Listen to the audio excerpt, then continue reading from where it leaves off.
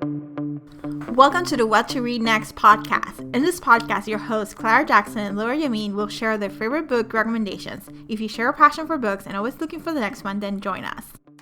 Welcome to the show, guys. We are happy to have you on board in this new adventure. Today, we're going to introduce ourselves and we're going to talk about our favorite Christmas themed books. So let's just go ahead and introduce ourselves. I'm Laura, and we have. Hi, I'm Clara. So, Clara, why don't you tell us a little bit about yourself? What do you enjoy? Who you are, and what do you enjoy reading? Sure. I am a trainer at a large company by day, and I'm an avid reader and writer anytime I'm not at work. And I love reading because for me, it's going to sound like I think a lot of people, it's an escape. It's a way to have adventures when you can't get out and physically have adventures. I feel like when I read a book, I come out the other side smarter, having learned something, having gained something. So I love watching Netflix. I love watching movies, but when I'm done binge watching, I feel exhausted. When I'm done reading a book, I feel invigorated. And I think also it just allows me to see the world with different eyes and to see different, a different view of how things can be. And then finally, for me, I think reading is allowing the reader to be part of the art.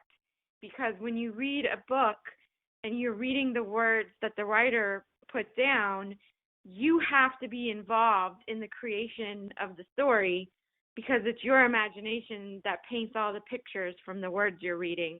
And that just thrills me. I love it. So why don't you tell us about yourself and why you love reading?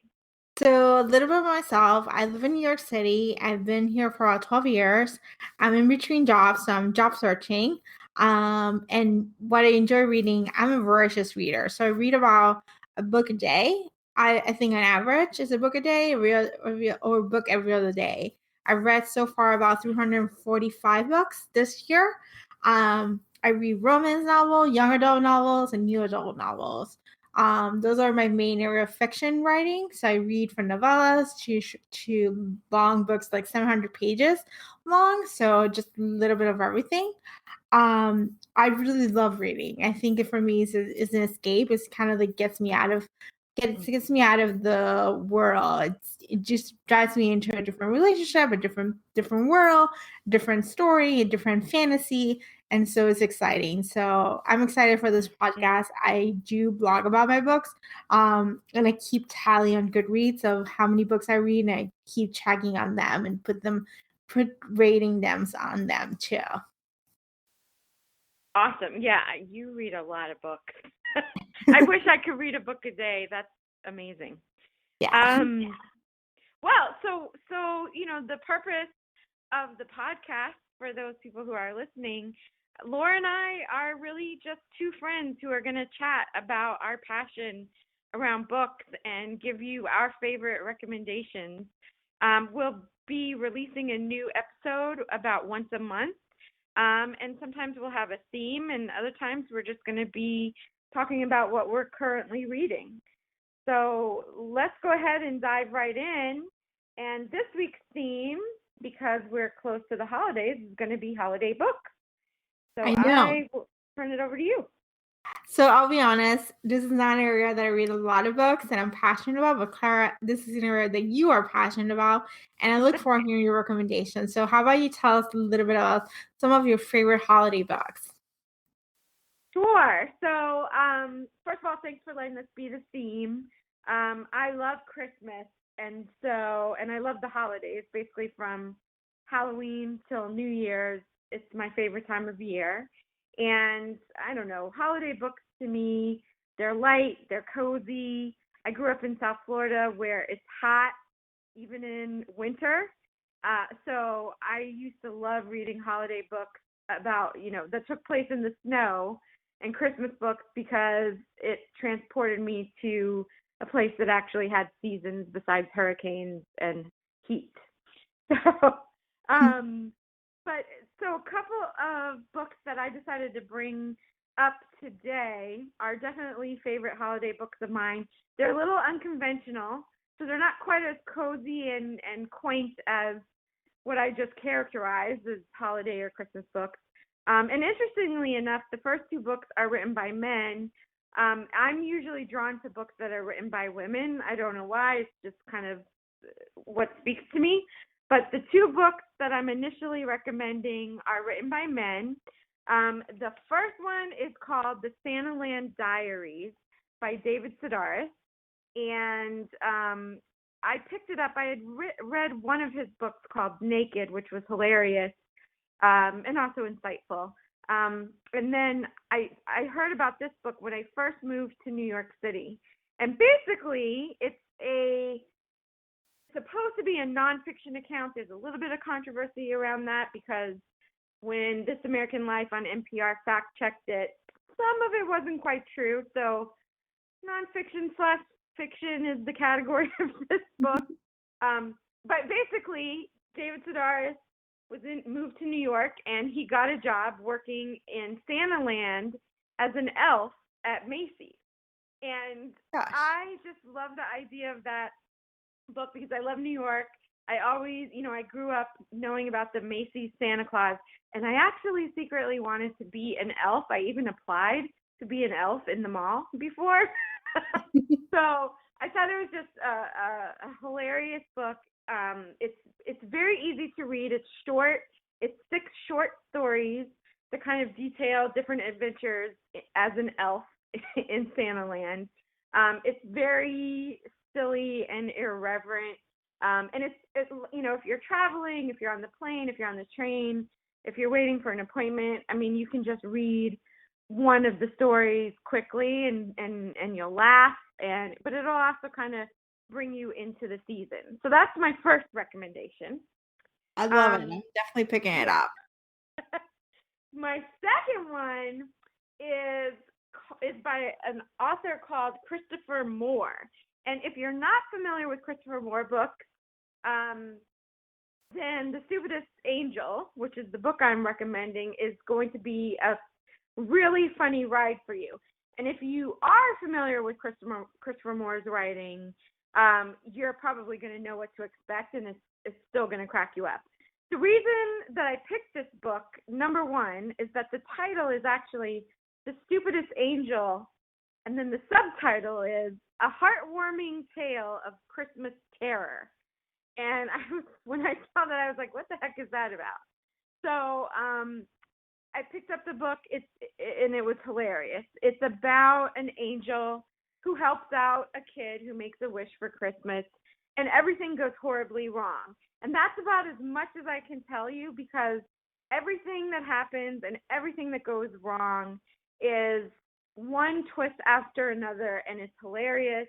It's outrageous. It's definitely not like reading for your mom.